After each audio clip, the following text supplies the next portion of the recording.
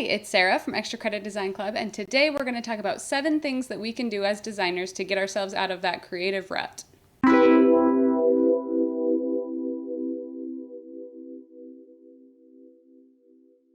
So like I said, today we're going to talk about getting out of a creative rut. And if you're anything like me, this happens from time to time where you'll just be like looking at a computer screen or looking at a canvas and just feeling like, I don't know what to do. I don't know what to draw. I feel so uninspired. Sometimes your imposter syndrome kicks in and you just start to feel really like inadequate. And these are 7 things that I have come up with that have helped me get through this.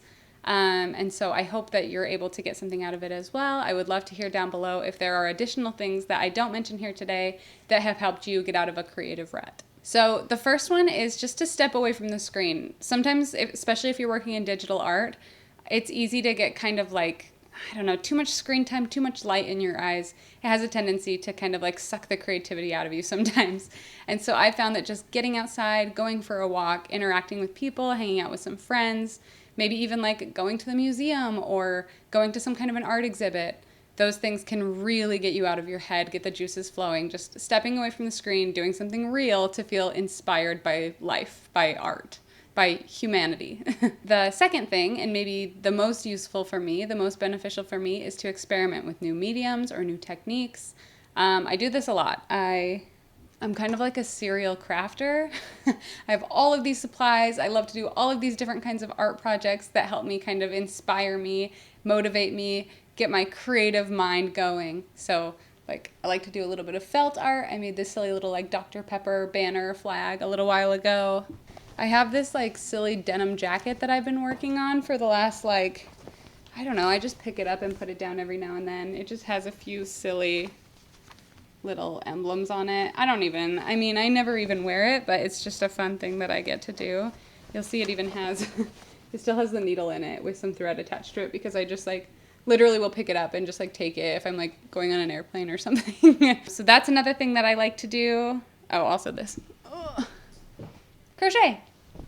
So even though I'm a graphic designer, I really like to dabble in arts and crafts. It helps my brain escape like the monotony of like looking at a screen and being like click, click, click. And usually when I'm done finishing like a tactile project, I can sit back down at the computer and feel like re-excited, reignited, re-motivated, kind of a different level of creativity. The third practice that can get you out of your creative rut is seeking inspiration from diverse sources. Try to look on like blogs or fashion magazines, or try going to like some kind of an art exhibit that's outside of the realm of what you're used to. Immersing yourself in a different kind of art than what you're generally interested in can usually inspire you in a way that you wouldn't normally be inspired.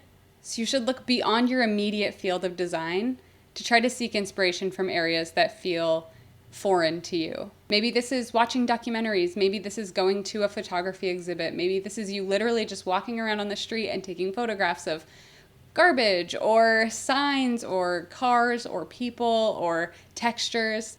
All of those things can give you a new perspective that you can then implement into your work. Another great resource for getting you out of your creative rut is to try to collaborate with another artist. Reach out to friends, or even if they're not friends, maybe it's just a photographer, an illustrator, a designer that you're inspired by or that you kind of know. See if they're willing to work with you. If you guys are able to collaborate on a project, see if you guys can pick each other's brains and work on something together. That unifying effect of having both of your brains working on the same project will push you in ways that you're not used to, and it will let you make something that's completely different from what you would normally make, and it might even inspire you to pick up a new style or to create something that's like outside of your regular realm. Brainstorming sessions and imagining up new ideas can spark something inside of you that you never would have discovered alone. The fifth practice that you can put into place is to embrace constraints as opportunities. Sometimes we almost have too much creative freedom that we don't really know what we're doing. We don't really know how to narrow it down. It just feels too liberating. Giving yourself some really specific parameters can really help you hone in on something. It forces you to get creative with what you're given. Sometimes having too many options can overwhelm and hinder your creative flow. Instead, embrace the limitations that you have given yourself or that you have been given and use them as a creative challenge. Set specific goals, work within a specific color palette, only use this shape or that shape. Constraints can lead to unique solutions and stretch your creative muscles. The sixth practice is kind of just something that you should always be doing, which is carrying around a journal or a sketchbook and always jotting down your ideas, doodling when you can. When you see something that you like, just kind of writing it down. If you get an idea in your mind, you just sketch it out.